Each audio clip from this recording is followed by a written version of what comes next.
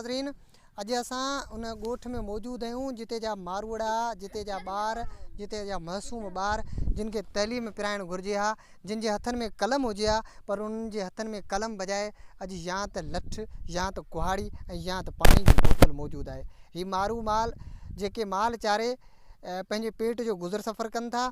ही मारवड़ा, ही झांगीड़ा जेके हिन वीरान भिटुनि ते आबाद आहिनि, जिते बलाउनि भटनि ऐं खोड़ सारा अनेक सारा मसइला बि हिते मौजूदु आहिनि। वॾे में वॾो मसइलो तइलीम आहे। तइलीम सां गॾु सिहत जो वॾो मसइलो आहे। सिहत सां गॾु न रोड न रस्तो ऐं न वॾी पाणी जी सहूलियत मौजूदु आहे। असां वटि नंढड़ो मौजूदु आहे। हिन नंढड़े खे हिन वक़्तु स्कूल में हुजणु घुरिजे हा, पर अफ़सोस दर अफ़सोस जो हिन जे ॻोठ में स्कूल जी बिल्डिंग त मौजूदु आहे, पर स्कूल अॼु ताईं बि वॾे ताले सां बंदि पियल आहे। नाज़रीन हिन जे ॻोठ में हिकिड़े स्कूल जे हिकु सिर्फ़ु बिल्डिंग हिकिड़े कमरे सां मौजूदु आहे, पर उते उस्ताद मौजूदु न आहे। ऐं उस्ताद न हुजण जे करे ही ॿारड़ा जेके हिन जे हथनि में कलम हुजे हा, उहे कलम जे बजाए हिन जे हथनि में पाणी जूं बोतलूं ऐं इहे वारियासूं भिटूं ऐं हिननि भिटुनि में वरी के ॿकरियूं चारनि था, त के ढगियूं चारनि था, त के मेहूं चारे पंहिंजे पेट जो गुज़र सफ़र हलाइनि था। तोड़े जो हिन वीरान भिटुनि ते आबाद ही वस्ती ही 250 घरनि ते मुश्तमिल ॻोठ आहे, पर उते का बि बुनियादी सहूलियत मुयसरु न आहे। ऐं पोइ मजबूरन अहिड़ा जेके ॿार आहिनि उहे मजबूरन जेको आहे सो पोरियो करण ते मजबूर थियनि था, जबरी पोरियो कनि था। ऐं के अहिड़ा ॿार बि आहिनि हिन ॻोठ सां जेके तालुक़ु रखनि था, से हितां खां 8 खां 10 किलोमीटर परे वञी कंहिं शहर कंहिं ॻोठ कंहिं ॿिए ॻोठ में जेको आहे सो तइलीम पिराइनि था। हिन नंढड़े सां गुफ़्तगू कंदासीं। बाबा छा नालो आहे तुंहिंजो? लालचंद। लालचंद पढ़ंदो आहीं? न। छाजे करे छो कोन थो पढ़ी? बकरियुनि जी चारां। अच्छा बकरियूं चारींदो। तुंहिंजो बाबा छा करे थो? तव्हांजो बाबा बनी थो वञे। बनी हारी आहे? हा। अच्छा मुंहिंजो घर जो गुज़र सफ़र छा ते हले थो, तूं बकरियूं छो थो चारीं, छो कोन थो पढ़ी? बकरियुनि में छॾी आहे। तव्हांजे माइटनि बकरियुनि में छॾियो आहे? अच्छा स्कूल आहे तव्हांजे ॻोठ में? न स्कूल कोन्हे। अच्छा जेकॾहिं स्कूल हिन ॻोठ में हुजे त तूं पढ़ंदे? हा। तूं पढ़ंदे?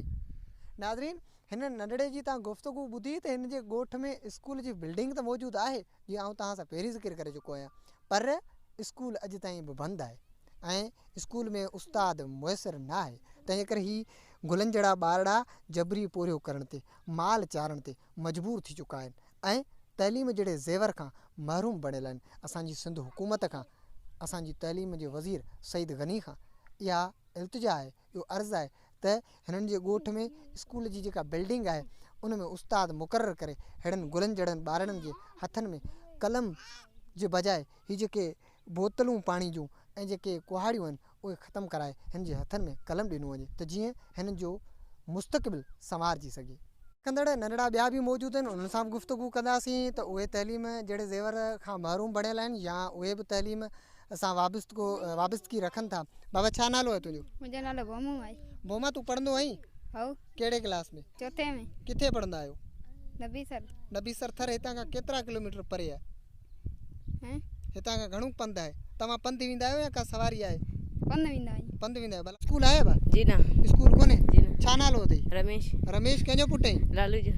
अच्छा तव्हांजो बाबा छा करे थो? बनी थो। तव्हां कहिड़े क्लास में पढ़ो था? ॿिए में पढ़ो था? अच्छा किथे पढ़ो था तव्हां? नबीसर। हितां खां पंधु वञो था? जी।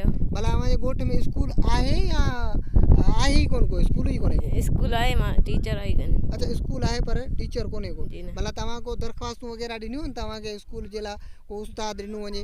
जी। पोइ अव्हांखे अञा ताईं उस्ताद मुयसरु कोन थियो आहे? जी न। ऐं पोइ तव्हां हितां पंधु वञो था? जी। नाज़रीन हिननि ॻोठाणनि जे ॿारड़नि जा तव्हां वीचार ॿुधा त हिननि खे स्कूल जी बिल्डिंग जेका हिकिड़े कमरे सां ॾिनी वई आहे, पर उते उस्ताद अॼु ताईं मुक़ररु न आहे थियो। 2007 में खुलियल ब्रांच ऐं 2009 ताईं मुकमिल थियल स्कूल जी बिल्डिंग जेका अॼु 2021 मुकमिल थी जेका शुरू थी वई आहे, पर अञा ताईं उस्ताद मुक़ररु न आहे थी सघियो। हुकूमत सिंध ऐं तइलीमी वज़ीर सईद गनी सां हिननि, बल्कि मुंहिंजी हिकु सोशल वर्कर जी हैसियत सां, हिकु शाइर जी हैसियत सां ऐं हिकु टीचर जी हैसियत सां इहा इल्तिजा आहे, इहो अर्ज़ु आहे, हथ ॿधी ॿाहूं ॿधी अर्ज़ु आहे त हिन जे ॻोठ में स्कूल जी बिल्डिंग तव्हां मुक़ररु करे ॾिनी आहे, पर उते हिकिड़ो उस्ताद मुक़ररु करे ॾियो। त जीअं ही गुलनि जहिड़ा ॿारड़ा जेके हितां खां नबीसर तक़रीबन 5 खां 6 किलोमीटर मुफ़ासिले ते आहे, उते ही पंधु वञनि था। न का हिननि वटि सुवारी आहे, ही इन वारियासनि भिटनि तां वञनि था, सुबुह सवेर निकिरनि था ऐं वापसी हिननि खे कॾहिं 4 थी वञनि था, कॾहिं शाम जा 5 थी वञनि था, बुखे पेट वापसि मोटनि था ऐं पोइ इहे सिर्फ़ु सिर्फ़ु तइलीम जहिड़े ज़ेवर लाइ वञनि था। जेकॾहिं इहा साॻी तइलीम हिननि जे ॻोठ में ई मिली वञे हली त पोइ अनेक अहिड़ा ॿिया बि असांजा ॿारड़ा हिन ॻोठ में हूंदा जेके तइलीम पिराए सघंदा। जेतोणीकि हिन वक़्तु त असांखे हिन ॻोठ में सिर्फ़ु ही 2 दाणा ई मिलिया आहिनि जेके तइलीम पिराइनि था, पर अहिड़ा खोड़ सारा ॿार ॿिया बि हूंदा जेके जबरी पूरियो बि कंदड़ हूंदा, जेके माल चारींदड़ बि हूंदा, जेके ॿनियूं पोखींदड़ बि हूंदा। नाज़रीन, सभिनी दोस्तनि जो ऐं इलाही सारो थोराइतो आहियां जिन मूंखे पंहिंजी सिंध जी स्क्रीन ते ॾिठो। वरी कंहिं वहाण, कंहिं वस्ती, कंहिं पाड़े, कंहिं वेढ़े में तव्हां सां मुलाक़ात थींदी। तेसिताईं तव्हांजे मेज़बान राहिब अली चांडियो खे ॾींदा इजाज़त। अल्लाह निगहबान।